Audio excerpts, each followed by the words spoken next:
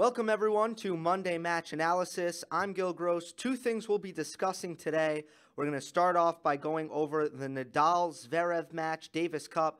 Spain winning it, Nadal keeping them alive. This was the fourth rubber. And then David Ferrer, 5-set win over Philipp Kohlschreiber, pushed Spain over Germany. They will play France in the next round, and then in the other semifinal, it's going to be USA and Croatia. So congratulations to everyone who is still in Davis Cup. But for this video, we're going to focus on Nadal and Zverev. 3-set win for Rafa Nadal there. And then after that, we're going to go over the news that Novak Djokovic has split up with both Radek Stepanek and Andre Agassi. And then he was recently seen training with Marian Vajda. So we'll talk about Djokovic and his coaching situation. So let's start with Nadal-Zverev, and I'm going to zoom out and go over the match as a whole a little bit more. But first, I want to do a more of a deep technical dive, and I'm going to start with a myth that has been perpetuated about Rafa Nadal on clay. I'm going to bust that myth. This is the Mythbusters right now. The myth is that Rafa is successful on clay because he's able to play 8 feet behind the baseline and defend, and take big cuts at his forehand. And that's why he's really good on clay, because he's able to kind of get away with that on clay, but he's not able to get away with that on hard court and on grass. And the thing is with that, it's only half true.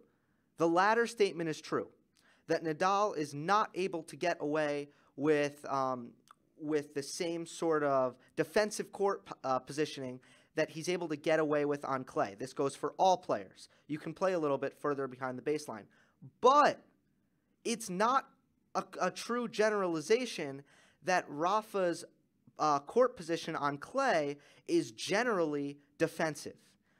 What I want to focus on, and something that jumped out to me in this match, is the difference between Nadal and Zverev's movement and positioning in this clay court match. Because based on the nature of a clay court, the ball obviously loses a lot of speed when it hits the court. Therefore, if you play, 8 to 10 feet behind the baseline, if you take a defensive posture, the advantage there is that you're going to cover the court really, really, really well, which is why defensive players enjoy clay. They're going to cover the court well. Here's the thing. It works against a player on the offensive end of things. That slow bounce that we just talked about makes it difficult to play offensive tennis and to attack. So the way you kind of counter that, it's not like you're going to be able to hit the ball any harder on clay. You're going to be able to, you're not going to be able to kind of up your pace. What you can do is take time away. You can take the ball early. And that's going to do a few things that we'll get into momentarily. So what I see out of Nadal is I see great mobility, great positioning based on his, whether he's trying to attack or defend. Nadal is always in great position with his feet. His footwork is incredible. And it's interesting because we don't have a great word for this. When it comes to east to west movement and covering the court, we do. Lateral movement, it's easy. But what struck me when I was thinking about doing this video and thinking about this breakdown is we don't have a great word for this. I'm going to call it, one thing you can call it is longitudinal mobility, right? Because the word lateral comes from latitude. The opposite is longitude. Longitudinal mobility, that's kind of a mouthful, but that's one way of looking at it. But really what I'm talking about is north-south movement, and how Nadal is able to take advantage of his positioning and have a great feel of where on the court he should be to give himself the best chance to effectively hit his next shot. So let's study some tape, and right off the bat, I want to show you an example of Nadal taking the ball early, taking it on the rise, and taking time away. So this is Nadal on his serve. So he's going to serve it out wide on the deuce side. Zverev is basically off the court at this point. Zverev's in pretty bad position. And as you can see, Nadal, and we talked about this in the Isner video last Monday, Nadal, after he serves it out wide from the deuce side, he's almost always going to try to set up his forehand, and he's going to do that by cheating to his right and actually split-stepping in this case, in the deuce court, because he's a lefty. It's backwards. Okay, so here's the next shot. Zverev actually puts a lot of air under this return, and that's a good thing because it gives him more time to recover. Nadal completely erases that by basically not giving up any court and taking this on the rise.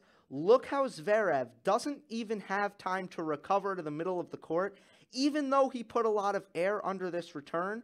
Because Nadal took time away, not only is it going to reduce the amount of time it takes from Nadal for the ball to reach Zverev's side of the court, it's also going to decrease the amount of time that Zverev has to recover.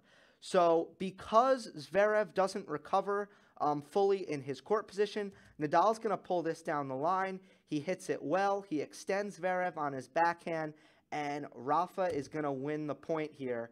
Zverev on his defensive backhand slice just sort of basically hit it long. So as you can see, Nadal hits the serve, and Zverev actually hits a pretty good return. He puts air under it, he goes cross-court, but Nadal's not going to give up any ground. Some players, probably, some lefties would have backed up and taken that as a backhand. Other players, would have moved probably, if they're going to take it as a forehand, they would have let the ball drop. So they would have kind of used a backwards V movement, and we're going to talk more about that V in a little bit. But Nadal doesn't give up court position, takes it on the rise, doesn't give Zverev a chance to recover. So let's go to the next point, and this is on Zverev's serve. So here we're going to see Nadal position himself both defensively and offensively in the same point. Look where he's returning this from. He's right in front of the lines judge right now, which is, I think, why, because of his return position, that's why this fallacy has been kind of perpetuated, that Nadal plays really far behind the baseline on clay, which I just don't believe to really be true. It's certainly true when he returns serve, no doubt about it. This is a second serve by Zverev out wide. Nadal's going to put air under it to try to recover in the court, but Zverev's going to get a forehand. He pulls the forehand, or I shouldn't say pull. He redirects the forehand kind of down the line from the middle of the court. So at this point in the picture, Zverev has already hit his second forehand, and as you can see, Nadal is still in defensive mode. He's getting ready to hit a running forehand. He hits that running forehand up the middle, and he hits it rather heavily. Here's the key. A couple things to look at here. Zverev right now decides he's not going to hold his ground. So what you see Zverev doing right now is a cross step backwards. Zverev's gonna hit this ball, hit this forehand on his heels. Now Nadal recognizes this. Check out Nadal's movement. You see how he's angling his movement towards the court? Remember when he was all the way back to where basically the lines judge is? Look where he is now. This is pretty much it's after his split step, but at this point he's getting ready for his next shot. Now he's about 2 feet behind the baseline. He's way closer. But here's the key. And by the way, check out Zverev. Remember when Zverev was in this position? What a difference one shot can make. Zverev hits an offensive forehand, and basically on Nadal's reply, he doesn't hold his ground here, and now he's here. Nadal has recognized this. He's improved his court position, and I want you to look at Nadal's right foot. When people hit inside or run around forehands, a lot of people will move entirely laterally, but Nadal is able to move in a V and move into the court as he moves laterally. Imagine that V movement, right? He does that on his forehand side as well. When he's running, when he's hitting his offensive running forehand, he's able to do the same thing. I want you to watch Nadal's right foot. You see how it's 2 feet outside the baseline? Look at this. Now it's on the baseline. Nadal's court position has improved so much that he's actually able to play the drop shot here. And you can see how hard he's worked with his footwork to not only make it a forehand, which he does so well on clay. Because of that slower bounce, it gives him more time to make it a forehand. Not only does he make it a forehand, he's able to move into the court, improve his offensive court position. Look where Zverev is at. Look at Nadal's recognition of where Zverev is at in the court. Nadal elects to play a drop shot. Zverev is extended on his backhand, and once again, he hits it long. So, as you can see, the elasticity of Nadal's court position is incredible, and it has to do with how hard he works with his footwork, and obviously the speed of his footwork, and the level and the precision of his footwork and his foot speed. You could see how Zverev was kind of more glued to where he's comfortable. Zverev's very comfortable about 5 feet behind the baseline. It doesn't help him offensively on clay, especially against Nadal. On clay against Nadal, you're not really going to hit a winner from 5 feet behind the baseline unless you have Nadal way out of position, which Zverev was able to do sometimes. But as an example, Zverev, the only statistical example that I can take just off memory is that Zverev didn't hit a single backhand winner in the first set, which you don't want. Zverev, obviously. Zverev, the few backhand winners that Zverev did hit, he was inside the court.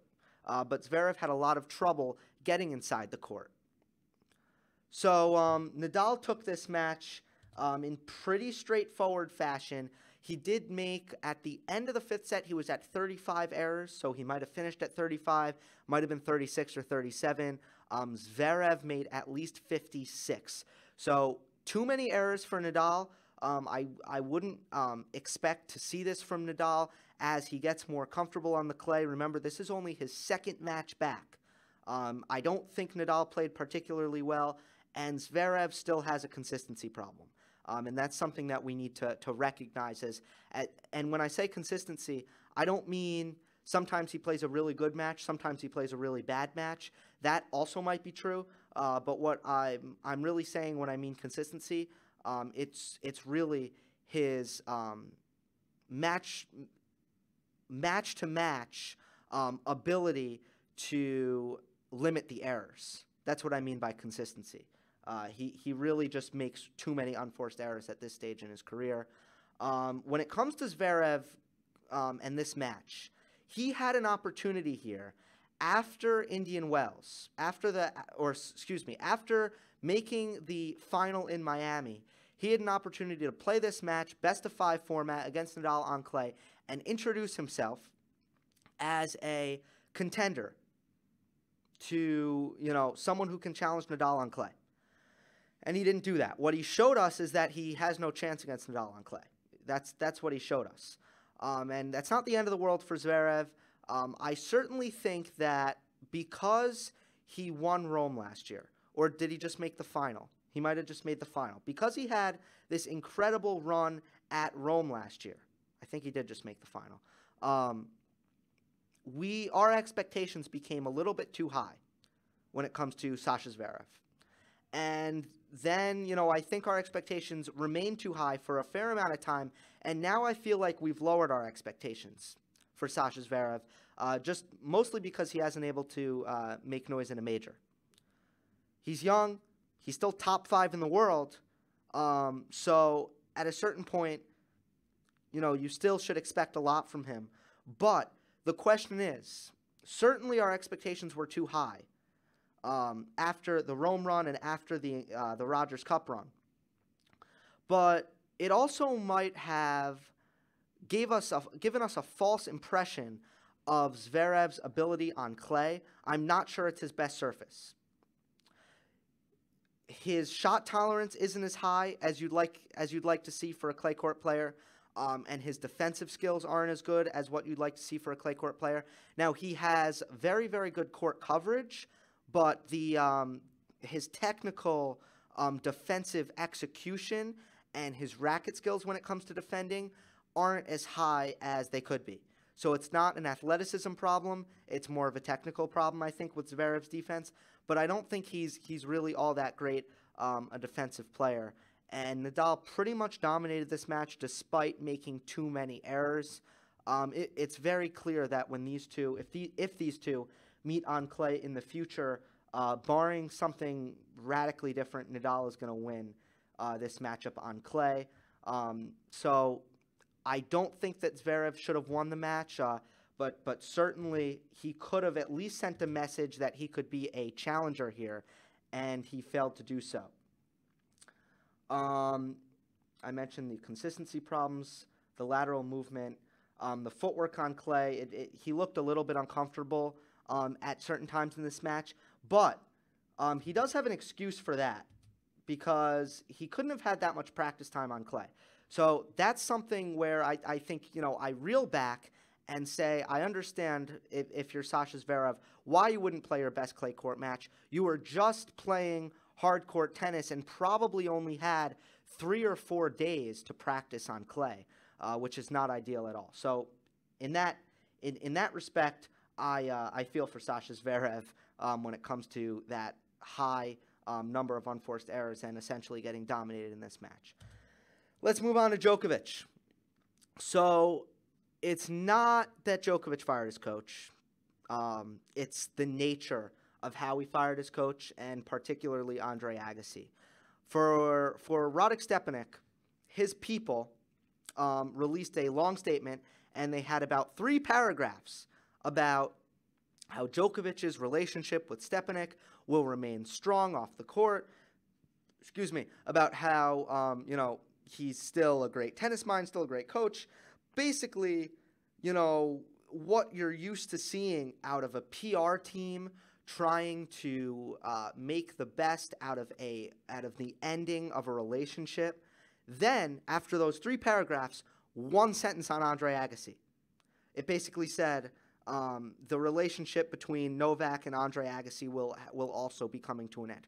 So a huge shot and a slight at Andre Agassi from Djokovic's PR team, whoever the hell wrote that. It certainly wasn't Novak. Basically, shots fired at Andre Agassi. And then Agassi basically came out and said, it didn't end well. We found ourselves agreeing to disagree more often than not. And that basically confirms the fact that this relationship ended pretty poorly. And what concerns me is that you have a struggling tennis player who appears to be, when a relationship ends basically this quickly, normally you have some stubbornness. And when Andre Agassi is saying, Djokovic wouldn't agree with me, he kept disagreeing with me, that's usually stubbornness. And the question is Djokovic in a place where he's willing to change his game and be elastic and kind of go to square one, go back to the drawing board, which it appears he needs to, or is Djokovic trying to cling on to things that don't exist at the moment? That's a question. Maybe, did their personalities just clash? Did their tennis ideologies just clash? That's also a possibility. But this also ties into this week's news, or like yesterday's news, I believe it was, is that Djokovic on video was seen training with Marian Vajda. And that's old reliable. That's comfort food. That's pierogies. That's pasta and butter right there. Like Marian Vajda was Novak Djokovic's coach, or at least an associate coach, for all of Novak Djokovic's major victories. So Vajda is he's been there the whole time. He's worked with Djokovic for his whole life. And it was shocking when they split up at the end of last year. So there are a couple ways that you can look at this. First of all, this might be the best thing for Novak because Vajda is someone who he is used to. He doesn't need to work on focusing on the ins and outs of a new player-coach relationship. It's the path of least resistance, which may be a good thing. But coupled with how things ended with Andre Agassi, you do wonder if Djokovic is willing to change or if he wants to go back to where he was before. And is it realistic that Novak Djokovic can go back to where he was before? If so, how come we've seen this plummet, this nosedive in Novak Djokovic's level? So when it comes, if Djokovic chooses Marian Vajda as his full-time coach, to be honest, I'd be a little bit skeptical, but still leaving open the large possibility that it's actually the best move for Djokovic. So I don't, that might sound like a weak opinion. That's because it is. But there are two ways to look at it, and I think both of those possibilities just need to be kept in mind for Djokovic, and it'll be interesting to see where he goes from here. Okay, that concludes this week's Monday Match Analysis. Hope you enjoyed. Don't forget to subscribe. I'll see you next time.